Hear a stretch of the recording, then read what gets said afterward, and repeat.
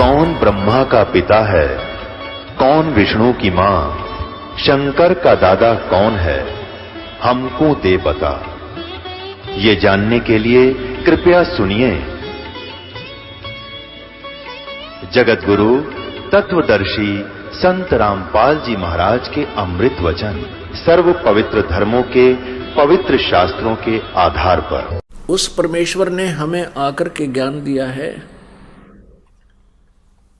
और रह रहकर हमें समझा है कि तुम कहाँ फंसे पड़े हो, तुम कहाँ रह रहे हो। ये तुम्हारा स्थान नहीं है, ये तुम्हारा धाम नहीं है, तुम यहाँ गलत रह रहे हो। और जिस सुख को तुम सुख मानते हो ये सुख नहीं है।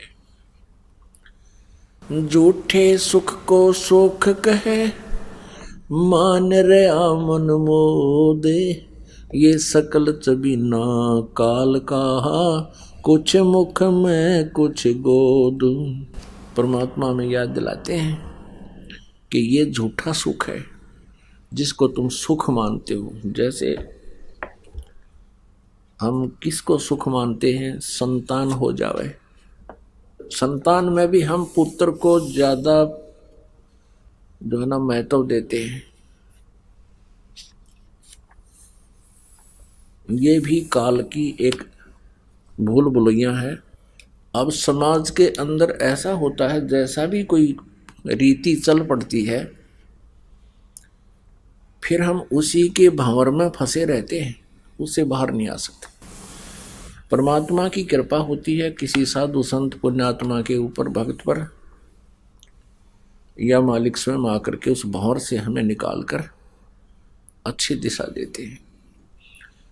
तो यहाँ परमात्मा कहते हैं कि बेटा और बेटी में कोई अंतर नहीं होता, क्योंकि परमेश्वर जो करता है उसका काम कोई भी निष्प्रयोजन नहीं होता। हम आधे से ज्यादा दुखी जो होते हैं अपने द्वारा बनाई हुई इस काल प्रेरणा से, परंपराओं से दुखी होते हैं। पहले एक परंपरा थी कि किसी बहन का पति मृत्यु को प्राप्त हो जाता था तो वो साथ में उसी चिता में फूंक दी जाती थी, उसको सती होना कहते थे। और ये ऐसी भंवर थी, इसे कोई निकल नहीं सकता था और न चाहते हुए भी उसको जलना पड़ता था परंपरा के कारण, नहीं तो उसका जीवन हराम कर देते थे। तो वो कोई परंपरा थी। एक आदमी मर गया, उसका संस्कार इतना ही था, और फिर उसके साथ जिंदा फूके, एक तो कर्महीन बनावे, दयाहीन हो गए जो ऐसे जलते हुए और खुद देखकर वो गीत गावे और वो जले, और जलते समय भी अगर उसने वो रोने लगी तो भी उसको उल्टा कहा करते थे। वो जलना भी उसके लिए व्यर्थ होता यदि वो रो पड़ती। और आग लगे, एक चिंगारी रख के देखियो, छोटी सी अंगारी हाथ पे ऊपर नीचे ऐसे किल की मारे इंसान। तो कहने का भाव ये आधे से ज्यादा जो ऐसी परंपराएं हैं वो हम अप्पा बना के और आप ही उसमें फंस जाते हैं। ऐसे ही जैसे पहले क्या होता है कि पुत्र ना हो तो वो अपने संतान हो ही मानता ही नहीं। कारण क्या था कि इन भ्रमित करने वाले काल के दूतों ने, इन गुरुओं ने वहम पैदा कर रखा था कि भाई पुत्र ना होना, पुत्र के बिना गति नहीं होती। गति मीन जब वो मृत्यु को प्राप्त हो जाता है तो पुत्र उनको दान देता है, उन गुरुओं को, कि तो पिंड भरवा दे, कि तो उसके श्राद्ध निकाल दे, और वो इसने गति बतावे।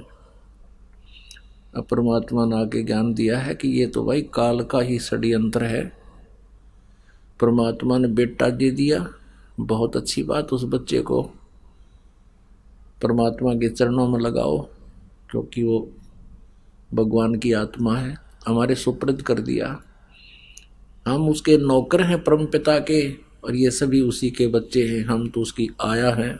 हम उनके नौकर नौकरानी हैं परमात्मा के, ये उनके बच्चे हैं परमात्मा के। इनके लिए भगवान ने हमें जेब खर्च दिया है। तो उस धनी का चाहे बेटा हो चाहे बेटी हो, हमने तो उनकी सेवा करनी है, उनकी परवरिश करनी है।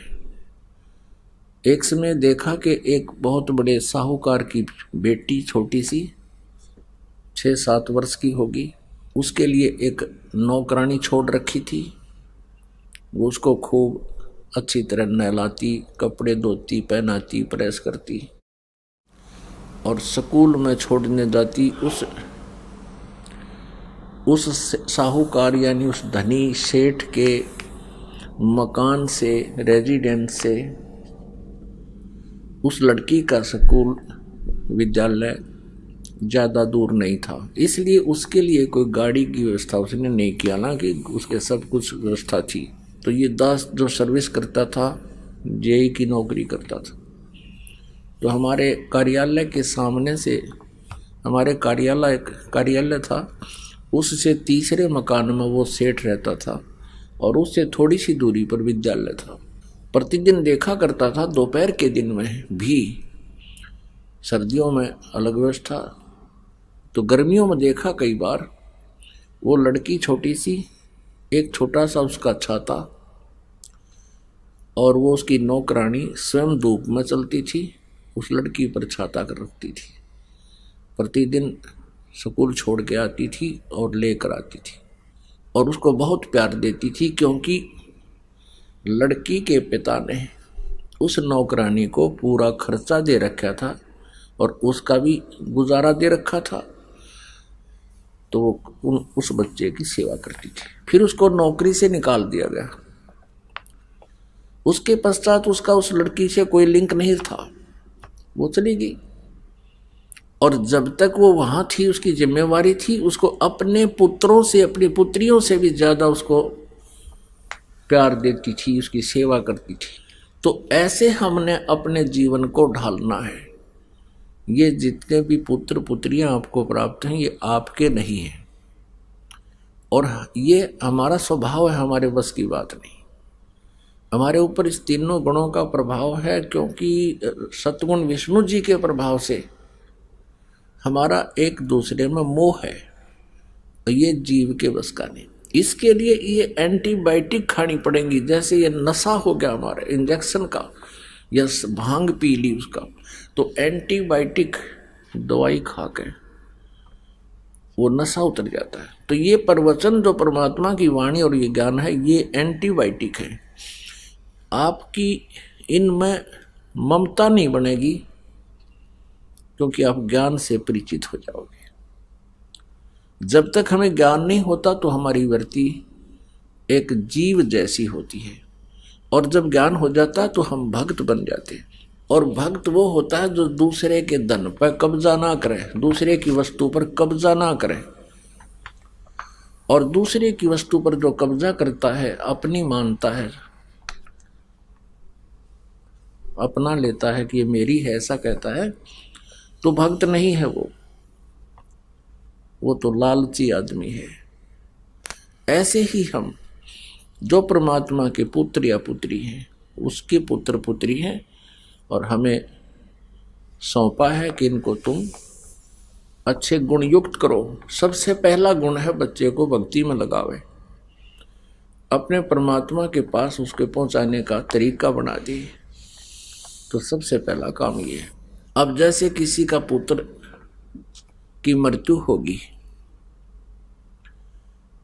और सारा परिवार बहुत बुरा हाल हो जाता है, रोता है, हाय मेरा बेटा मर गया, मेरा बेटा मर गया।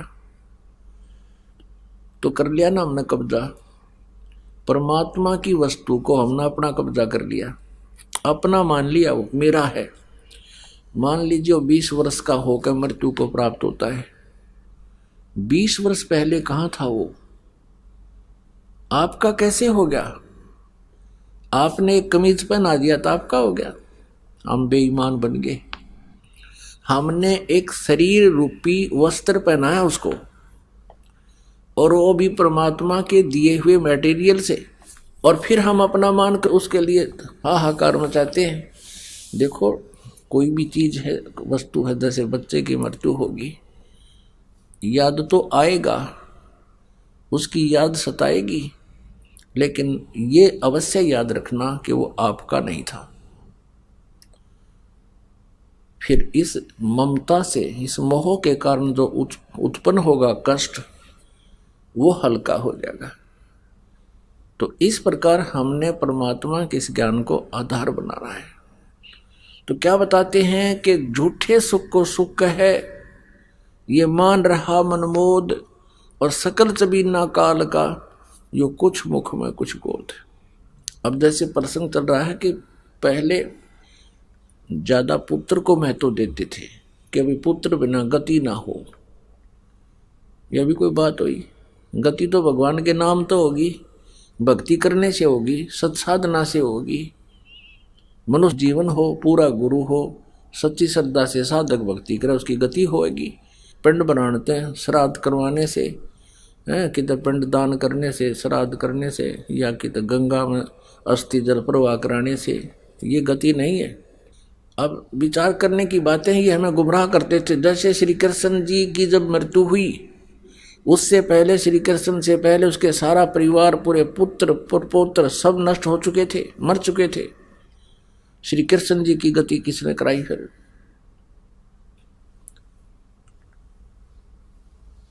पुण्यात्माओं, राजा दशरथ श्री रामचंद्र जी के पिता थे। दशरथ जी की मृत्यु हुई तब रामचंद्र जी वनवास के लिए निकल चुके थे। और विशेष खासकर ये कहते हैं कि ज्येष्ठ पुत्र से ही गति हो। वो ज्येष्ठ पुत्र जंगल में, बताओ उसकी गति कैसे हुई? फिर ये मूर्ख बनाते हैं कि रामचंद्र जी ने और सीता जी ने वहाँ श्राद्ध निकाले दशरथ जी के, और वहाँ फिर कहते हैं उनके सभी पूर्वज खड़े दिखाई दिए, वहाँ श्राद्ध में खाना खाने के लिए आए। श्राद्ध में कौन दिखेंगे? भूत। अब भूत खाते होंगे श्राद्ध, जैसे तुम कहते हो भूत दिखे, तो वो भूत बनाए किसने? तुम्हारी इस गलत साधना ने सभी भूत बना दिए, वो पित्र बना दिए, वो भटक रहे हैं, जिनको आहार भी ना मिलता। यदि कहें कि वो स्वर्ग चले गए, तो स्वर्ग गया हुआ व्यक्ति यहाँ पृथ्वी पर रोटी खाना होगा। वाह भाई वाह, मूर्ख बना रहे। स्वर्ग में तो सारी सुविधाएं यहाँ से बहुत अच्छी है, तो वो कितने नहीं गए। गलत साधना करने से वो प्रेत आत्मा में भटक रही है। और प्रेत बनाने का यही कारण है कि लोक वेद से उनकी हमने साधना की, फिर हम भी भूत बन गए। श्रीमद् भगवत गीता अध्याय नंबर 9 के श्लोक नंबर 25 में कहा है कि जो देवताओं की पूजा करते हैं देवताओं को प्राप्त होते हैं, जो भूतों की पूजा करते हैं भूतों को प्राप्त होते हैं, और जो मेरी पूजा करता मुझे प्राप्त होता है, ब्रह्म कहता है। तो परमेश्वर कहते हैं राम रमे सो राम है, और देव रमे सो देव, भूत रमे सो भूत बनेगा, समझ सकल सुर भेव। कबीर साहब जी कहते हैं भूत पूज कर भूत बनोगे और ये तेरा जीव प्रलय हो जाएगी। तो यहां परमात्मा हमें याद दिलाना चाहते हैं कि पुत्र से गति नहीं होगी। पुत्र हो या पुत्री, परमात्मा की गिफ्ट, परमात्मा की देन, और परमात्मा के बच्चे। हमारा जो कर्तव्य है वो पूरा कीजिए, और फिर आप भी भक्ति कीजिए, और बेटा और बेटी को भी साधना में भक्ति में लगाइए। तो इस प्रकार हमने इन काल की जो रीति रिवाजें हैं इनसे भी ऊपर उठना होगा, तब हम परमात्मा पा सकते हैं। क्या कहते हैं भगवान? बेटा जाया खुशी हुई, बहुत बजाए थाल, ये तो आना जाना लगा हुआ है जो कीड़ी का नाल। बेटा जाया, बेटा को जन्म दिया, बड़ी खुशी मनाई। राजा लोग पुत्र उत्पत्ति के अवसर पर बैंड बाजे बजाते हैं, बहुत गजब की शहनाई बजती हैं, पूरे शहर में बधाई बंटती है, मिठाई बंटती है। और गरीब आदमी का, गरीब जनता का जब पुत्र होता है किसी भक्त का, व्यक्ति का, तो रीस तो वही करे, वो नकल तो वही करता है खुशी मनाता है, उसकी खुशी, उसका इतना ब्योंत नहीं, इतना सामर्थ्य नहीं कि बैंड बाजे बजवा सके। वो थाली पीटा करे, थाली बजाया करें जिसका पुत्र हो जा, खुशी मनाते हैं। और अड़ोस पड़ोस के अंदर सबको पता तो होता है कि उनकी पुत्र वधू को बच्चा होने वाला था। जिसके घर में थाली की आवाज आएगी समझ जाते थे उनका पुत्र प्राप्ति होगी। परमात्मा कहते हैं बेटा जाया खुशी हुई और खूब बजाए थाल। ये तो आना जाना लगा हुआ है ज्यों कीड़ी का नाल। एक व्यक्ति को 12 वर्ष शादी की विवाह के उपरांत पुत्र प्राप्त हुआ और उन्होंने एक बहुत बड़ा जश्न मनाया जिसमें लाखों रुपए खर्च किए, बहुत से व्यक्तियों को बुलाया और वही बच्चा फिर अगला जन्मदिन नहीं मना सका, पहले मृत्यु को प्राप्त हो गया। अब पुण्यात्मा परमात्मा कहते हैं झूठे सुख को सुख है ये मान रहा मन मोद, ये सकल से भी ना काल का, ये काल आहार है। और कुछ मुख में कुछ गोद, 1 लाख ये प्रतिदिन खा लेता है। हिसाब लगा लेना प्रतिदिन कितने व्यक्ति मरते हैं। और 1.25 लाख ये नित्य उत्पन्न करता है, ऐसा विधान है। 25% एक्स्ट्रा जन्म देता है ये। तो यहां परमात्मा कहते हैं बेटा जाया खुशी हुई खूब जाए थाल, आना जाना लगा हुआ है जो कीड़ी का नाड़ है। एक ही रास्ते से जा रहे हैं, एक ही रास्ते से आ रहे हैं। जन्म लेने वालों का नीचे को स्पीड है और मृत्यु के बाद ऊपर को जाने वालों की स्पीड है उसी रास्ते से। ऐसी स्थिति है इस जीव की जैसे कीड़ी का नाड़, आपने देखा होगा कीड़ नाड़ बोलते हैं। ये चींटियां ऐसे ऐसे लाखों इधर भाग रही है, लाखों इधर भाग रही है और 1 मिनट की फुर्सत नहीं। तो परमात्मा कहते हैं आना जाना लगा हुआ है जो कीड़ी का नाल है।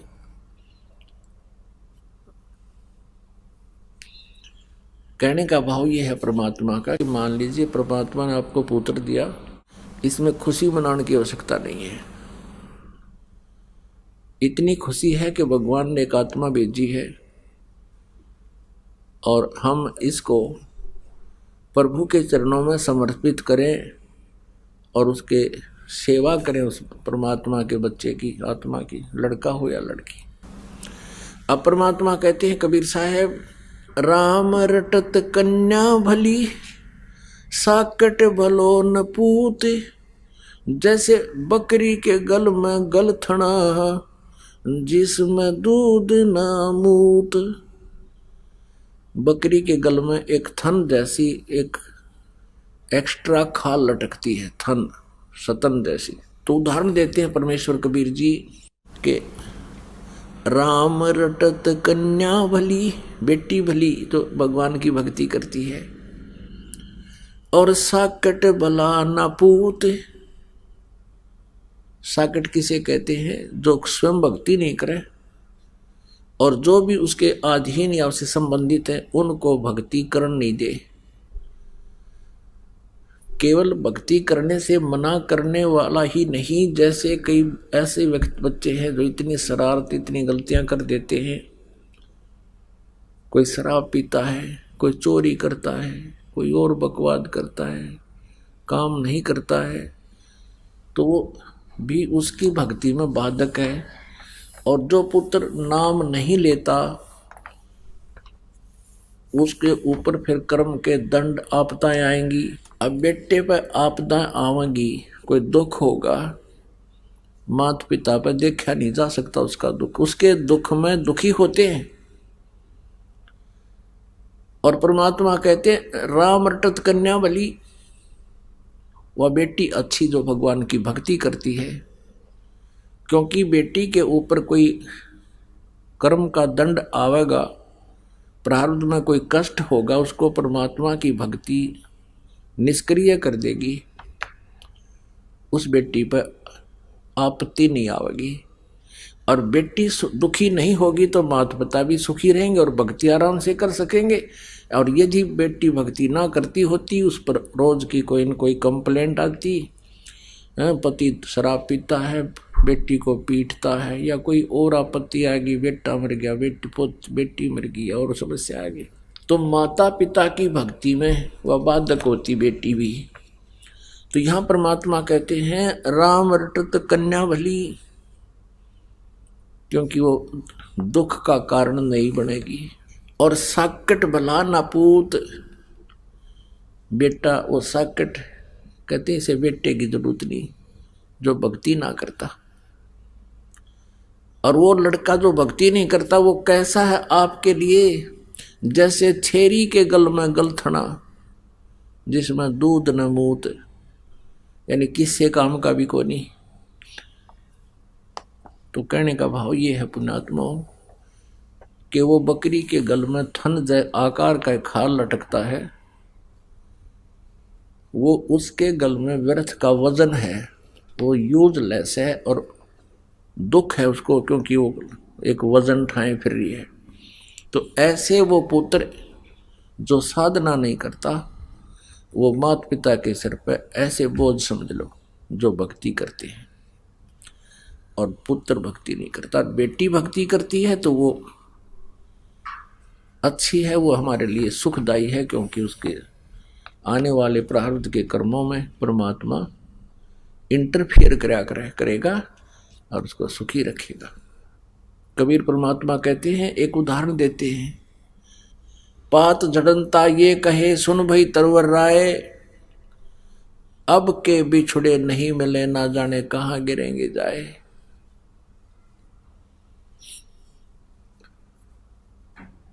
जैसे एक परिवार के सदस्य की मृत्यु होती हो, कोई ऐसी बीमारी हो जाती है कब मृत्यु निश्चित है, फिर वो मन में विचार करता है भगवान ना पता है कहाँ जन्म होगा, कहाँ जाऊंगा। तो यहाँ परमात्मा याद दिलाते हैं कि पात जड़नता यूं कहे सुन भई तरवर राय, अब के बिछुड़े नहीं मिले ना जाने कहाँ गिरेंगे जाए। अब तरवर यानी पेड़ उसको कहता है, तरवर कहता पात से सुनो पात एक बात, यहाँ की तो यह है रीति है एक आवे एक जात।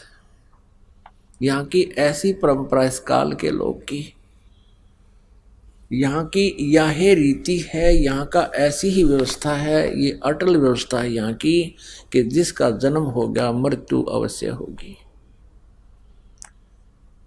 तो वो स्थान कहाँ है जहाँ ऐसी व्यवस्था नहीं है, क्योंकि हम कोई भी मृत्यु नहीं चाहता। पता मृत्यु भी कोई चीज है, और किस लिए, जब आज हम कितने अपना चाहे दुखी हैं चाहे सुखी हैं, परिवार है, संपत्ति है, छोटी मोटी जैसी भी है, अब हम देख कितने खुशी खुशी रह रहे हैं, अरे एक मिनट में मृत्यु हो जाती है। तो ये क्या हमारे साथ एक बहुत बड़ा धोखा है, हमारे को कति मूर्ख बना रखा है चौड़े में। प्रतिदिन हम देखते हैं उसका पुत्र मर गया, उसकी पुत्री मर गई, उसका दो परिवार के सदस्य एक एक्सीडेंट में मर गए, अपना डर गति नहीं, अपनी चिंता नहीं, हम फिर भी ऐसे मस्ती में रहते हैं। परमात्मा कहते हैं मौत बिसारी बावड़े तो अचरज कर दिया कौन, तन माटी में मिल जाएगा जो आटे में लौण। एक बार युधिष्ठिर जी से यक्ष ने प्रश्न किए थे कि इस विश्व में सबसे बड़ा आश्चर्य क्या है।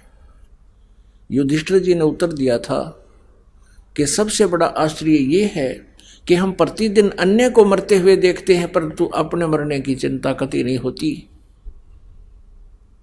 तो यहां परमात्मा कबीर जी कहते हैं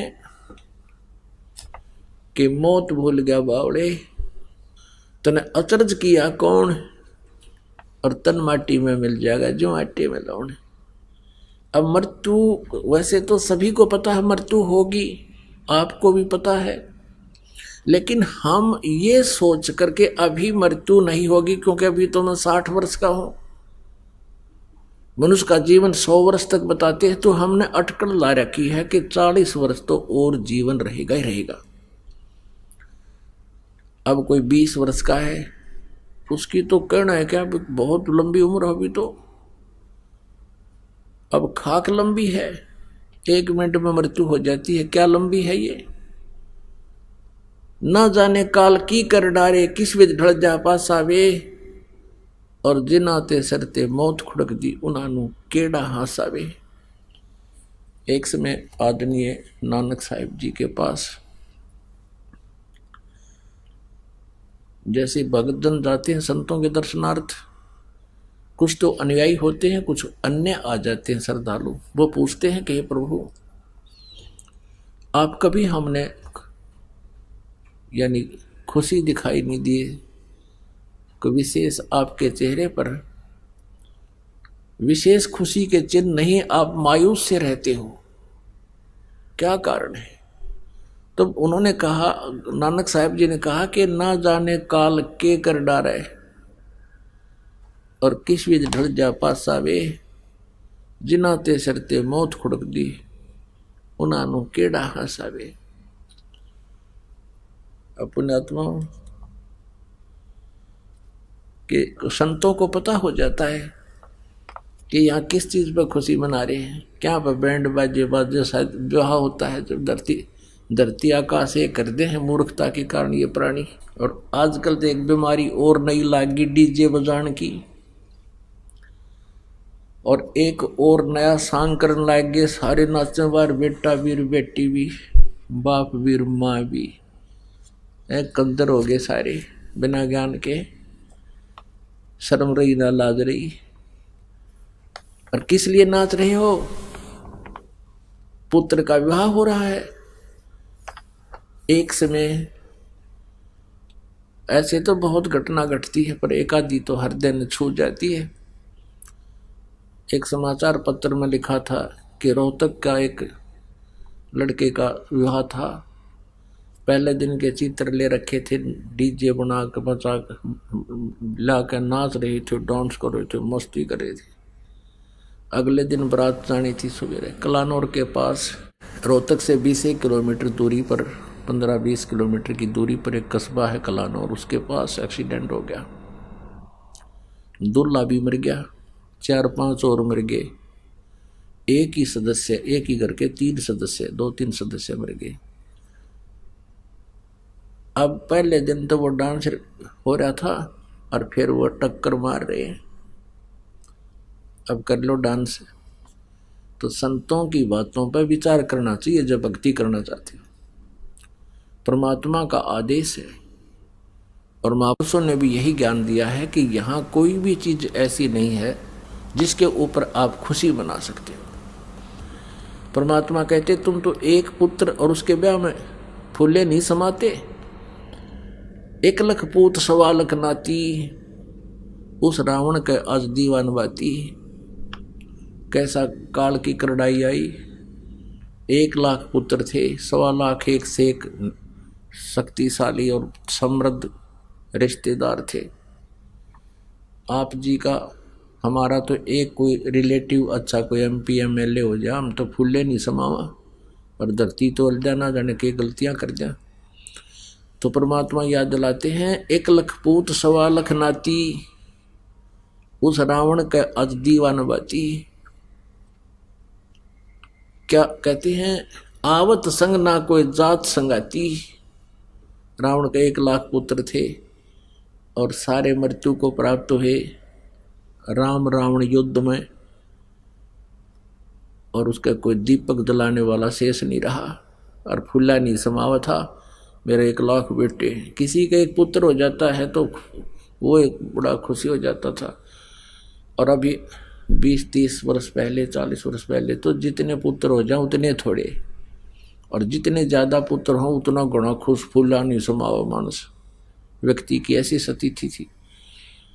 अब परमात्मा कहते हैं 1 लाख पूत 1.25 लाख नाती, उस काज की कोई दीपक लाने वाला नहीं। इस काल के लोक में किस वस्तु को तुम अपनी मान कर बोल रहे हो भगवान, और बैठ गए जम के यहाँ पर ये स्थान तुम्हारा नहीं है, ये ठिकाना तुम्हारा नहीं है। या तो मनुष्य जीवन इसलिए मिला था कि आप परमात्मा को याद करो, भक्ति करो। परमेश्वर कबीर जी ऐसे बताने आए थे अपने बच्चों को कि तुम मेरी संतान हो, तुम सतलोक में रहा करते थे, वहां तुम्हारी जन्म मृत्यु नहीं होती थी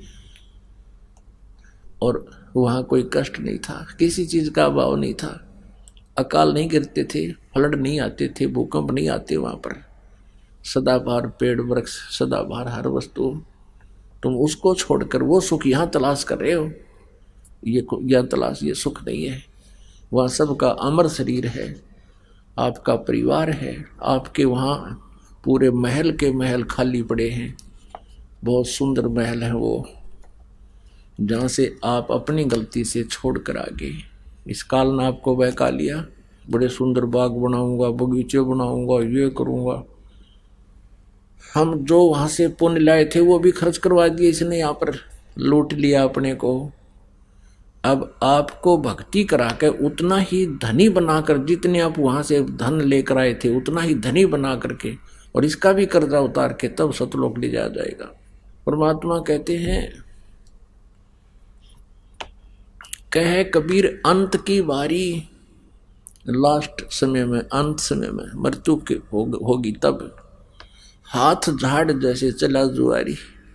जैसे कोई जुए में हार जाता है लाखों रुपए और फिर हाथ मसलता जाता है, नाश हो गया, अरे नाश हो गया, सब कुछ लुट गया।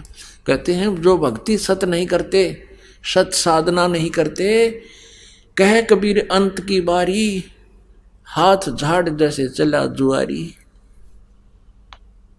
ऐसी दशा होगी। तो यहाँ हम खुशी जो मनाते हैं, हम किसी वस्तु के ऊपर एक विशेष प्रक्रिया करते हैं, जन्मदिन मनाते हैं, उसका भी पता नहीं कि सांग करते, बेमतलब की बकवादे हैं। भगवान ने पुत्र दे दिया, पुत्री दे दी, उनका पालन पोषण करो, उनका पढ़ाओ लिखाओ और फिर उनको भक्ति कराओ, साथ के साथ उनके अच्छे संस्कार बनाओ उन बच्चों में, इतना सा काम है। फिर उनका विवाह कर दो और अपना भक्ति करते रहो, वो भी भक्ति करें, आप भी करो, आप भी पीछा छुटाओ, उन बच्चों को भी उसी दिशा में रखो, उनका भी कल्याण हो। तो आप माता पिता हैं सच्चे। परमात्मा कहते हैं, माता सोए सराहिए जो पुत्र दे उपदेश।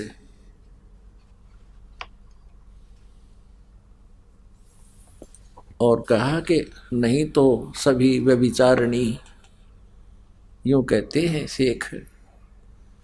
शेष कहते हैं, परमात्मा कहते हैं माँ वाह सराहिए जो अपने पुत्र पुत्री ने, बच्चे को ज्ञान देख बेटा भक्ति करनी चाहिए, ये कुछ दिन का जीवन है, तुम्हारा जीवन सफल होगा, यहाँ भी सुखी रहोगे, सतलोक चले जाओगे।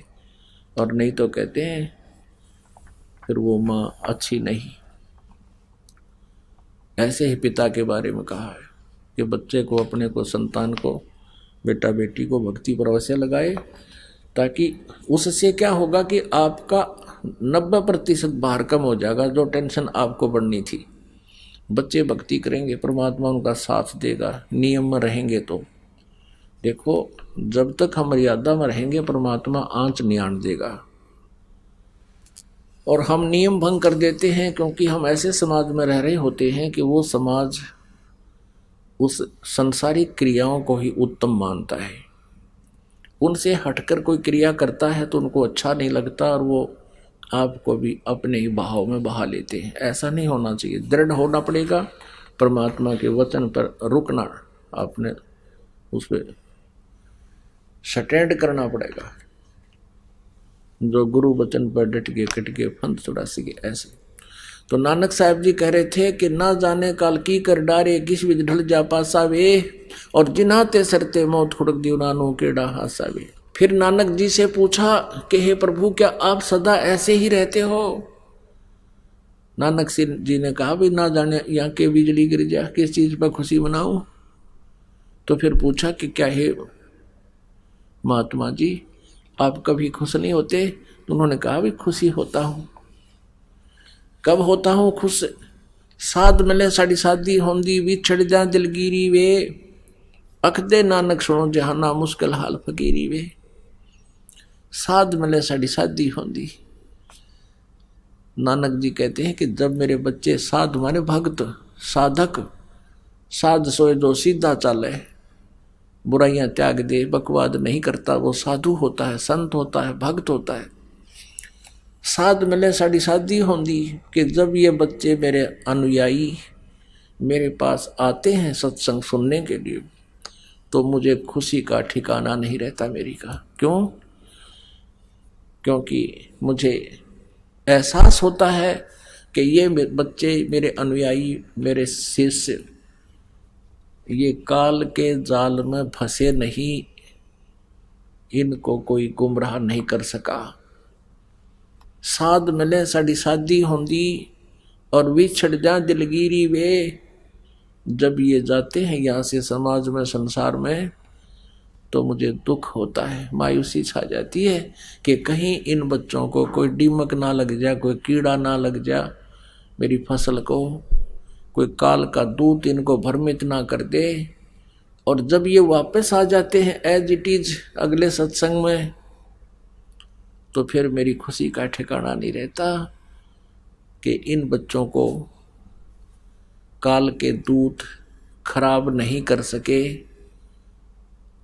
पुण्यात्मा, यही दशा होती है एक संत की। आप जी जो है परमात्मा के पौधे हो, ये परमात्मा का बाग है, वो इस चमन का माली है, और ये दास संत जो होता है उसका नौकर होता है उस माली का।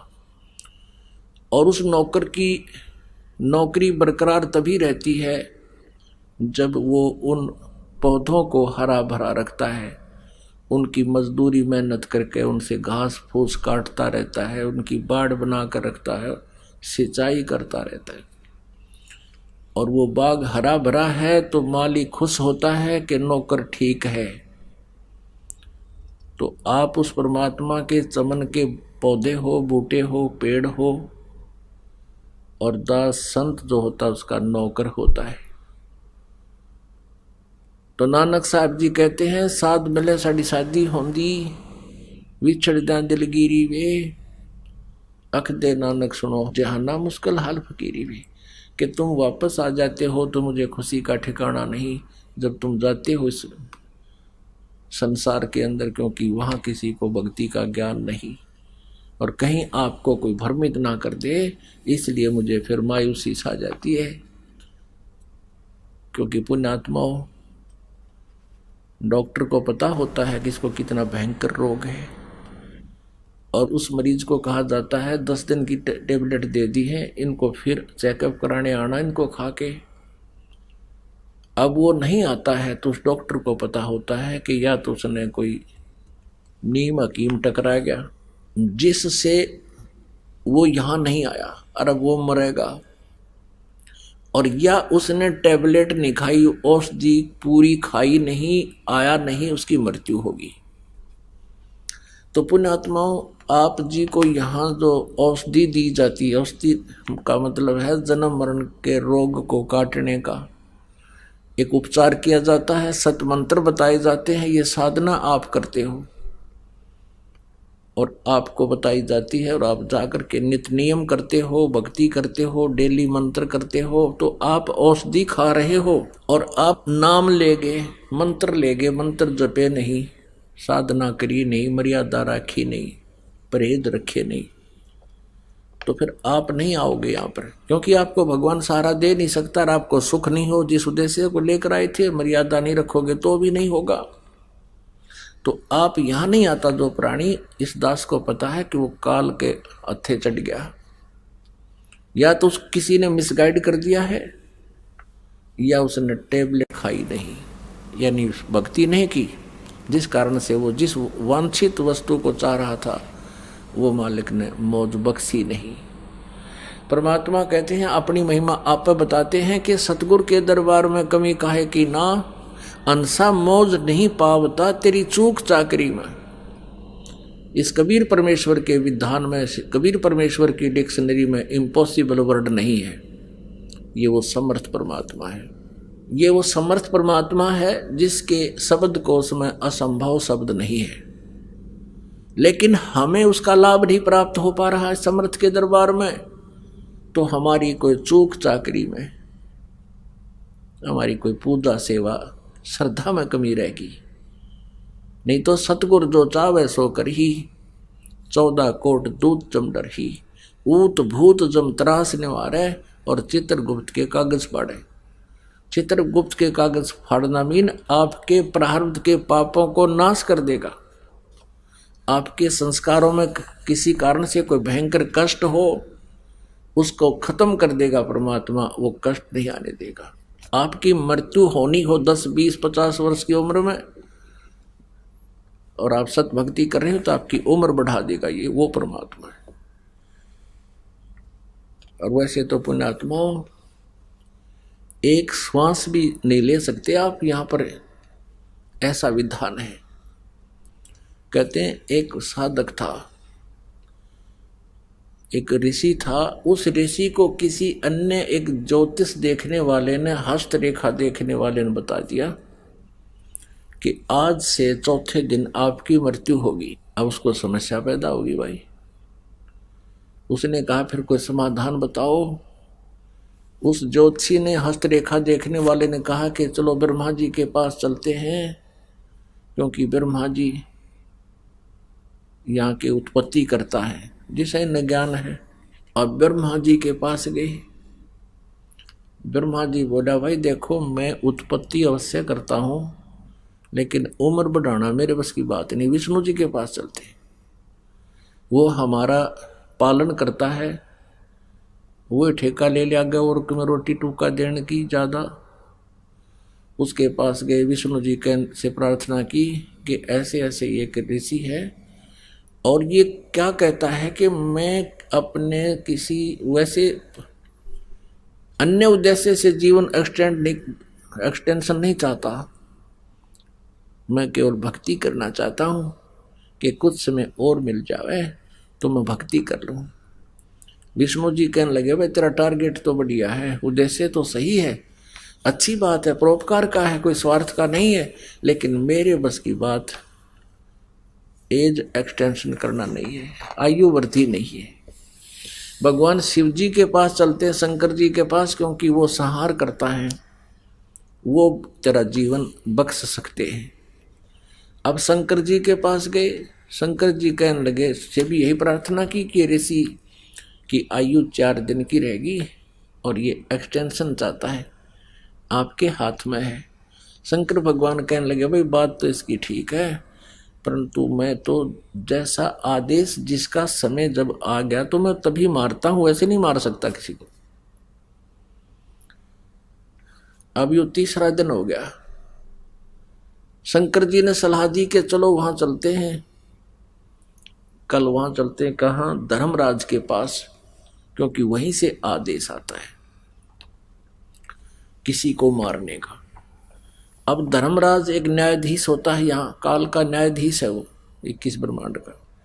वहां गए ये 4-5 कौन? एक तो व्यक्ति जो एक्सटेंशन चाहता था, आयु वृद्धि चाहता था, एक जिसने वह बताई थी अब तेरी इतनी उम्र है, 2 तीसरे ब्रह्मा जी, चौथे विष्णु और 5वें श्री शिव जी।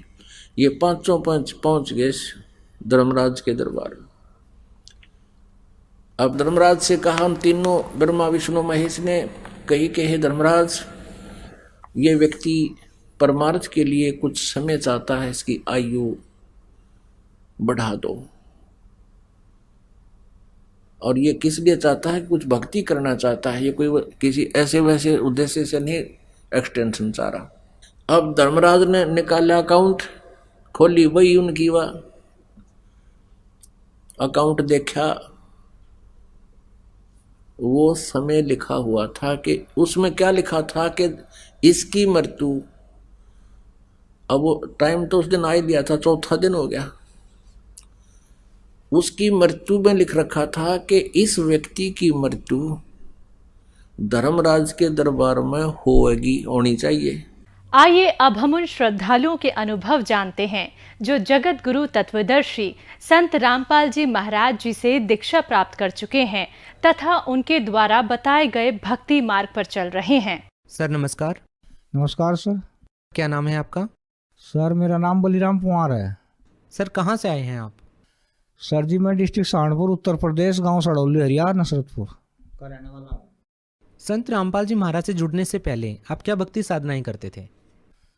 सर जी मैं रामपाल जी महाराज की शरण में आने से पहले कई साल पहले से 18, 20, 22 साल से अलग अलग संतों की उपदेश लेकर भक्ति कर रहा था परमात्मा की।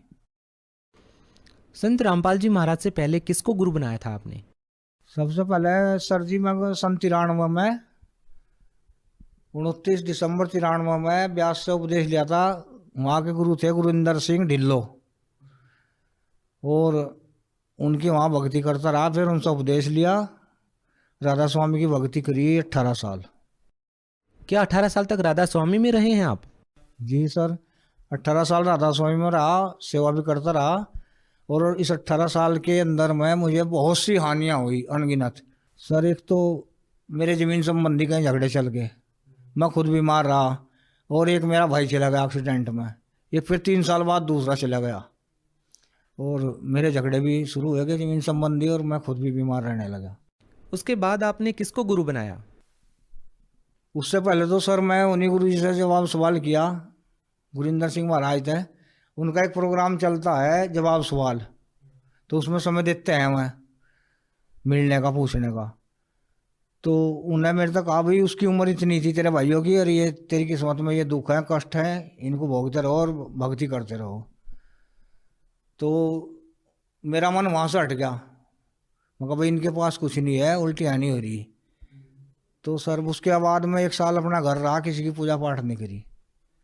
तो फिर मेरे पड़ोस वाले कहने लगे भाई एक महाराज जी हो ना सतपाल जी महाराज, वहाँ चल, तुझे ज्ञान भी मिलेगा और तेरा उद्धार भी होगा, और तो ठीक भी होगा, और तेरे सुख शांति भी होगी। तो जी मैं 4 साल फिर ये अपना बैसाखी में 2013 12 को 13 तारीख में बैसाखी में हरिद्वार जाकर सतपाल महाराज का उपदेश लिया। 4 साल उनकी सेवा में रहा, उनके लक्षण में भी गया। उनकी भगतमती जी विधायक थी, अमृता जी नाम उनका, और जी उनकी जिंदाबाद मुर्दाबाद खूब करी। उसके बाद में सर जी मुझे और ज़्यादा ही हानि होती चली गई। एक मेरा एक्सीडेंट भी हुआ, ट्रैक्टर पलटा,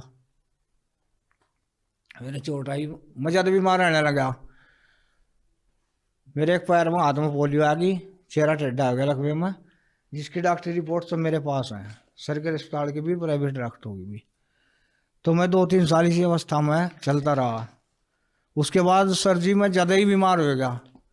मेरा एक फेफड़ा भी डैमेज हो गया, इस फेफड़े की रिपोर्ट और टीबी संबंधी भी करवाई। ये सरकारी अस्पताल की है, और ये पीजीआई सहारनपुर पीजीआई की है। तो सर जी मैं 4 बजे पर चला गया, बस मरने के नज़दीक था, दिन गिन रहा था क्या दिन में मृत्यु होगी। मेरा वेट भी 37-38 किलो रह गया, 65 किलो में था। आपके जीवन का इतना बुरा दौर चल रहा था कि शारीरिक परेशानी आपको बहुत ज़्यादा हो गई थी, पैरालिसिस आपको हो गया था। फिर संत रामपाल जी महाराज के बारे में आपको कैसे पता चला? सर जी संत रामपाल, इससे पहले मैं एक बात बताऊँ आपको, मेरे जो आसपास के 5-7 गाँव हैं वो सभी लोग ही मेरी घटनाओं से वाकिफ है। मैं एक जिम्मेदार परिवार से हूँ, किसान परिवार से हूँ। तो सभी लोगों को हुआ कि भाई ये बहुत बुरा हो गया।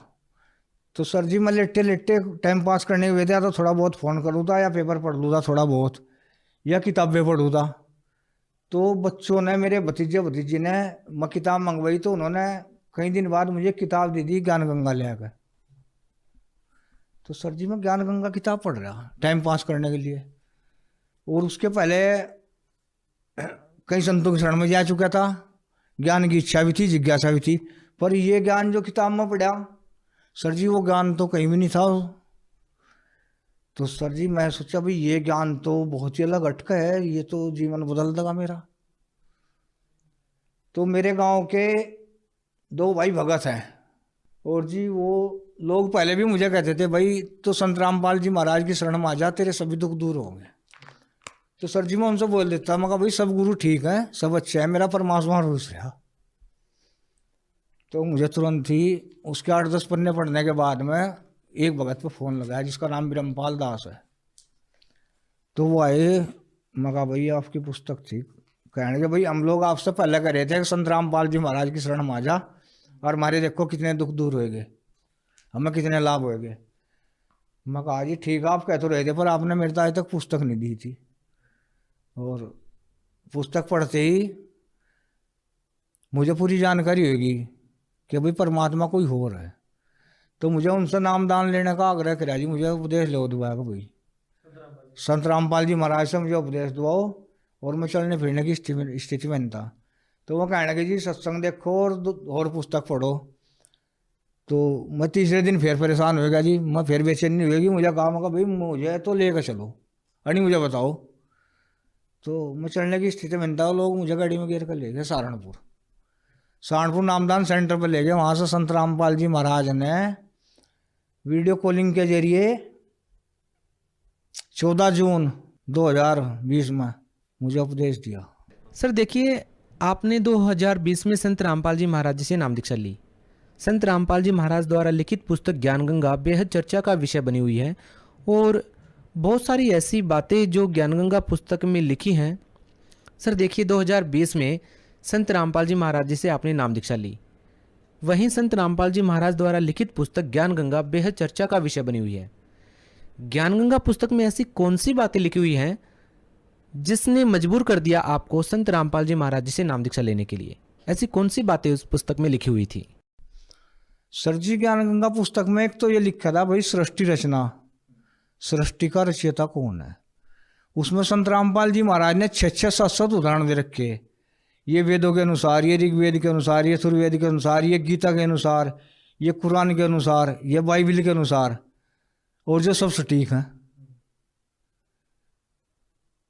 और दूसरी बात यह है कि इन्होंने बताया कि भाई परमात्मा कौन है। इन्होंने गीता का उदाहरण देकर संत रामपाल जी महाराज ने बताया कि भाई परमात्मा तो कोई अलग ही है और गीता ज्ञानदाता भी अलग ही है। ये जैसे लोग कृष्ण को, आम लोग कृष्ण को गीता ज्ञानदाता मानना है, वो गीता ज्ञानदाता नहीं है। क्या ज्ञान गंगा पुस्तक में सारी बातें आपको प्रमाण के साथ मिली? हाँ, ये सब बातें प्रमाण के साथ मिली। सर जी, नामदान उपदेश लेने से पहले वैसे मुझे कोई शंका नहीं थी, लेकिन मैं गीता पढ़कर किसी साथी से फ़ोन करके गीता मंगवाई गांव से ही, और उस गीता में 2-4 में पढ़े, और एक शिव पुराण में भी पढ़ा 100 पृष्ठ पर, ब्रह्मा विष्णु महेश के माता पिता कौन है। ये अपनी माता से प्रश्न कर रहे हैं शिव पुराण में 100 पृष्ठ पर, तो वो भी पढ़ी मैं। क्या सारे प्रमाण आपने अन्य पुस्तकों से मिलाए भी हैं? प्रमाण मिले सर जी। मैं सन 82 में एंटर करी थी और ITI डिप्लोमा होल्डर भी हूँ। तो मैं बेकार की बहमबाजी में नहीं पढ़ता। प्रमाणित जो चीज़ है, जो तथ्य है, जो सत्य है, उसमें विश्वास रखता हूँ। सर, संत रामपाल जी महाराज से नाम दीक्षा लेने के बाद आपको क्या लाभ मिले? सर जी, मुझे लाभ तो इतने मिल गए इन 3-4 साल में जिसे मैं गिनवा नहीं सकता, सुबह से शाम हो जाए। पर सबसे पहला लाभ तो मिला, मैं 1 महीने में चलने फिरने लगा, 4 पाइप छोड़ दी। 4 महीने तक सतनाम जब तक मिला सर जी, मैं जब तक ट्रैक्टर चलाने लगा, मेरा पूरा इलाका जाना है, मैं ट्रैक्टर ट्राली खूब चला रहा, मील में गन्ने ढोऊँ, मोटरसाइकिल चलाऊँ, 1.5 क्विंटल की मोटरसाइकिल है, और पहले की तरह मजबूत हूँ, हष्ट पुष्ट हूँ। सर, पहले आप कितने साल से बेड पर थे? मैं 1.5 साल बेड पर आ जी सर, और मेरा वेट भी जब पूरा है वही 64-65 किलो, और खाना पीना सब ठीक है। एक दोबारा जन्म हो गया। डॉक्टर ने आपको क्या कहा था, कब तक आपको बेड पर रहना पड़ेगा? सर, ये डॉक्टर की रिपोर्ट है, इसने कह दिया था भाई जीवन आपका खत्म हो लिया और मैं आपका ट्रीटमेंट नहीं करूँगा, इसमें साफ लिखा गया। इसने दूसरे डॉक्टर के यहाँ रेफर कर दिया मन रखने लिए। ये डॉक्टर राजीव सिंह है, सहारनपुर के हैं, इन्होंने SK मुंजाल के यहाँ कर दिया, SK मुंजाल ने अर्पण हॉस्पिटल कर दिया, कि कोई इलाज करने को तैयार नहीं था देसी। तो क्या सभी डॉक्टर्स ने हाथ खड़ा कर दिया था कि आपका इलाज नहीं हो पाएगा? सब डॉक्टरों ने हाथ खड़े कर दिए थे कि भाई आप तो मौत के किनारे पर पहुंच गए। तो क्या फिर आप संत रामपाल जी महाराज जी से नाम दीक्षा लेने के 4 महीने के बाद ही ट्रैक्टर भी चलाने लग गए और अन्य कार्य भी करने लगे? करना डोरा जी, मिल में करना ले जाऊँ, किसान आदमी हूँ, सारी प्रक्रिया कर रहा, अच्छी तरह कर रहा। और क्या क्या लाभ मिले आपको संत रामपाल जी महाराज से नाम दीक्षा लेने के बाद? सर, वो जो मेरे मुकदमे थे वो सब मेरे पक्ष में हो गए, जो जमीन संबंधी झगड़े थे वो सब पक्ष में हो गए, और मेरा पूरा परिवार सब ऐसा आरामता रह रहा। और छोटे छोटे चमत्कार तो बहुत होते हैं सर। मेरी बाइक जो है ना, बाइक लिए खड़ा था, पीछे से बस वाला आया, पता नहीं तो वो नींद में था या नशे में था, पूरी बाइक को रोंद गया, और मैं पता नहीं किसने ऐसे उठा कर एक तरफ फेंक दिया सड़क में, बाइक सारी टूट गई, मैं आराम से कपड़े झाड़ खड़ा हो गया। तो दुर्घटना में भी आपकी जान बची? बेटा जी मैं जिंदा हूँ और कुछ मेरे एक खरोंच तक नहीं आई।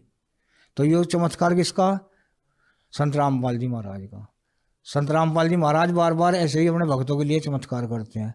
मेरा एक गांव का साथी है राधा स्वामी का, रूला सिंह जी, भूतपूर्व प्रधान के छोटे भाई हैं। उनको भी एक हिस्से में फालरिस अधरंग आ गई थी। वो 1.5-2 महीने में ठीक हो गए थे। संत रामपाल जी महाराज की शरण में आकर और आज भी गाँव में है, ट्रैक्टर चला रहे, गन्ना ढो रहे, खेत का काम कर रहे, हष्ट पुष्ट है।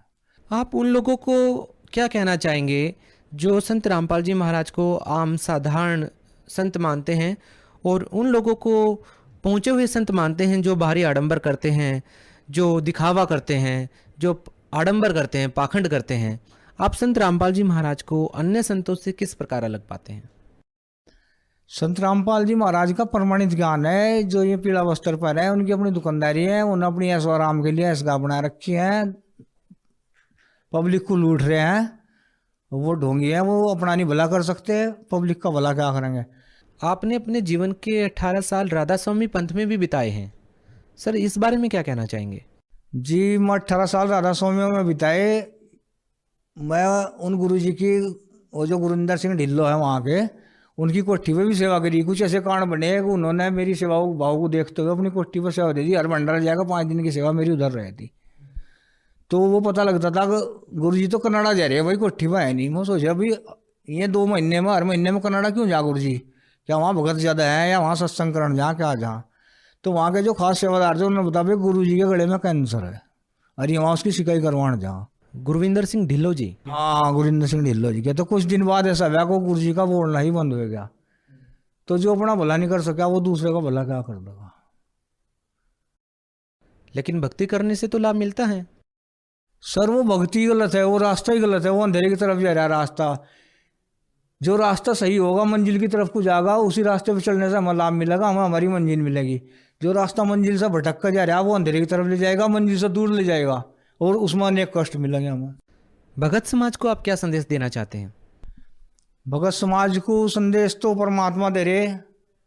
मैं तो पुस्तक के जरिए, मुँह भाषा के जरिए जगत के लोगों को हाथ जोड़ कर, ट्रैफिक में भी आता जाता, रेल ट्रेन में बस में आता जाता, पुस्तक देता हूँ, समझाता हूँ भाई परमात्मा है वे धरती पर संत रामपाल जी महाराज के रूप में। इनके शरण में आओ और अपना उद्धार करो और इनका ज्ञान प्राप्त करो। ऐसे प्रमाणित ज्ञान है, इसे पहले सोचो समझो, कोई पैसा नहीं लगता, सब फ्री है।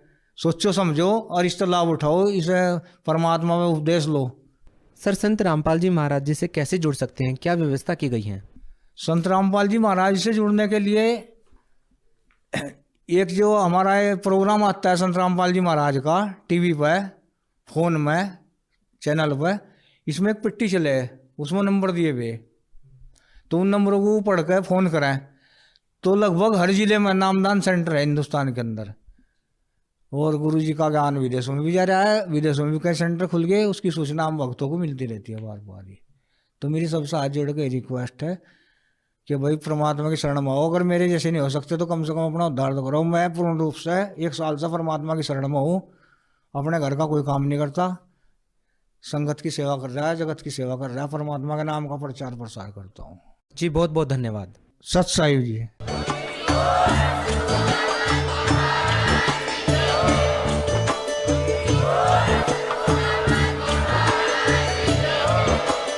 आप सुन रहे थे जगत गुरु तत्वदर्शी संत रामपाल जी महाराज जी के मंगल प्रवचन। अधिक जानकारी के लिए विजिट कीजिए हमारी वेबसाइट www.jagatgururampalji.org। संत रामपाल जी महाराज जी के शुभ आशीर्वाद से पूरे विश्व भर में 500 से भी ज्यादा नाम दीक्षा केंद्र हैं, जिन पर संत रामपाल जी महाराज जी द्वारा ऑनलाइन निशुल्क नाम दीक्षा दी जा रही है। अपने नजदीकी नाम दीक्षा केंद्र का पता करने के लिए संपर्क करें 8222880541।